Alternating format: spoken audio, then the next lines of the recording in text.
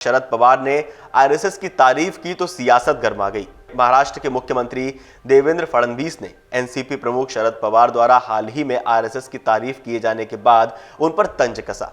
CM Fadnavis ने शुक्रवार को कहा कि पवार ने आरएसएस की प्रशंसा की, ये देखने के बाद कि कैसे संगठन 2024 के लोकसभा चुनाव में विपक्ष द्वारा फैलाए गए फर्जी नैरेटिव पर काबू पाने में कामयाब रहा।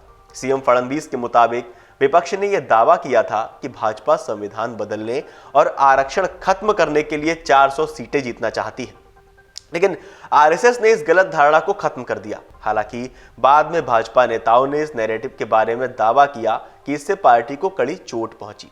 सीएम ने कहा कि शरद पवार साहब बहुत बुद्धिमान हैं, उन्होंने निश्चित रूप से इस पहलू का अध्ययन किया होगा। उन्होंने महसूस किया होगा कि ये एक नियमित राजनीतिक शक्ति नहीं बल्कि एक राष्ट्रवादी शक्ति है।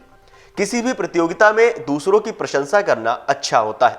उन्होंने कहा शायद इसलिए शरद पवार ने आरएसएस की तारीफ की होगी। नागपुर में एक कार्यक्रम के दौरान सीएम फडणवीस ने यह भी बताया कि जून 2022 में जब एकनाथ शिंदे को मुख्यमंत्री बनाया गया था तब उन्हें संगठनात्मक कार्य के लिए कहा गया था, लेकिन वरिष्ठ नेताओं ने उन्हें सरकार में शामिल होने के लिए कहा। उन्होंने बताया कि प्रधानमंत्री नरेंद्र मोदी ने उनसे सरकार में एक संविधानेतर अधिकारी की तरह व्यवहार करने के लिए कहा था।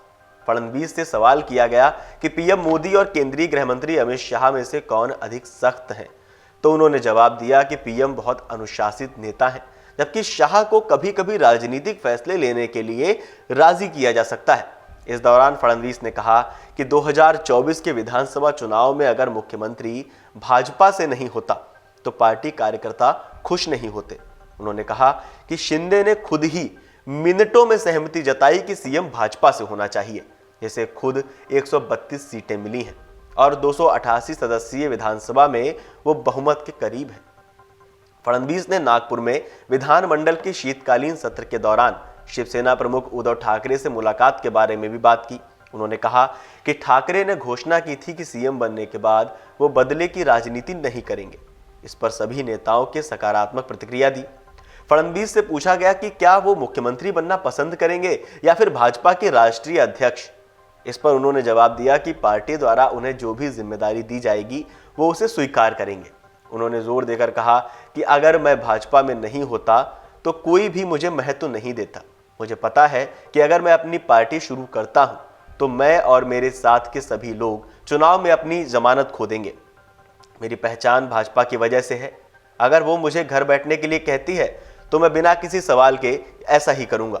पवार साहब ने अपने राष्ट्रवादी कांग्रेस पार्टी का कल उनका मीटिंग था, उस मीटिंग में उन्होंने जो अपना व्यक्तिगत उन्होंने मत जो कार्यकर्ताओं के सामने रखा कि संघ ने जिस तरीके से काम किया महाराष्ट्र के अंदर ये इस विधानसभा चुनाव में, तो जो बहुमत से जो महायुति का सरकार यहाँ पर निर्माण हुई है, तो उसके बारे में उन्होंने तारीफ किया, क्योंकि सभी को मालूम है कि इसमें संघ का काफी महत्व का भूमिका रहा है और साहब ने जो कुछ यहाँ पे व्यक्त किया है वो जो सच्चाई उन्होंने व्यक्त किया है।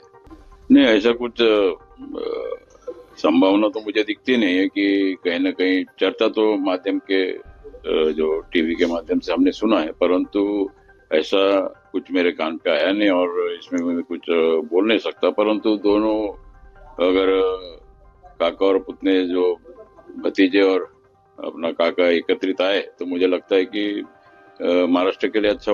अमर उजाला जीवांजलि के सारथी की मदद लें और महाकुंभ में स्नान जरूर करें।